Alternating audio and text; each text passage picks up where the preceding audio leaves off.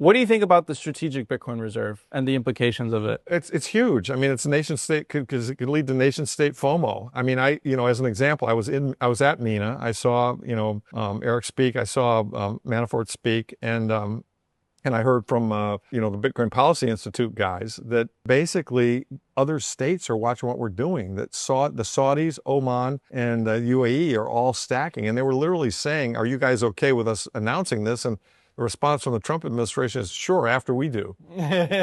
We just want to go first. And so if the U.S. is stacking coins, that becomes a strategic imperative for all of the countries to consider. I mean, you now know that China has to think about it. For sure. Russia has to think about it. China's pretty averse to it. I think Russia's smart enough. I think Putin gets it. I think they're probably stacking coins. It is the most, it's what Saylor says, it's the most pristine form of capital in the world. And it's destined to become the base layer of money, in my opinion, because of its technical superiority. And as a result of that, it's a complete first mover game. I mean, you get it at the price you deserve. And so the sooner you figure it out and get it, the better off you are. And Max is better off than I am because he figured it out at $1.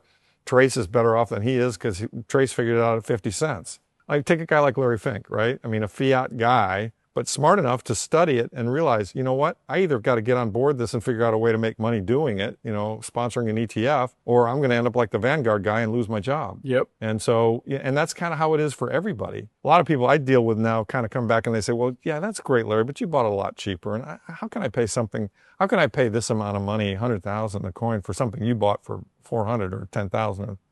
I bought a lot at 50. But my response is, here's the paradigm. It's a critical state problem. The monetary system is the Titanic, and I got a lifeboat. I'm on the I paid 400, 5,000, 10,000, 50,000 for my lifeboat seats. Here it is to you. You got to pay 100,000. You want a seat or not? And if I'm right, and if the system does fail, which I think it might, you're going to be damn glad you bought a seat, even if you have to pay 100,000 for it. Of course. I mean, it's I remember Jack Mallers, the way that he said it. It's like basically saying the year is 2025 and you refuse to use the internet. Right. It's right.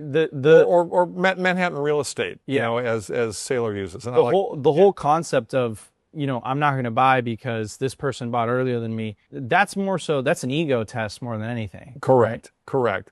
Well, and also, as I say, the critical state thing is important because once, there's some good charts in here that show adoption curves, and cell phones, all kinds of things. So this is a new technology. It's being adopted. We're entering the steep part of the curve. And so do you want to be an early adopter or do you want to wait? Because the difference is going to cost you a lot in terms of price. It's a critical state issue because another analogy I like to use is the avalanche analogy. At some point, fiat currency is going to fail, in my belief, in my opinion. So which snowflake is going to cause the avalanche to break loose and have it fail? I don't know.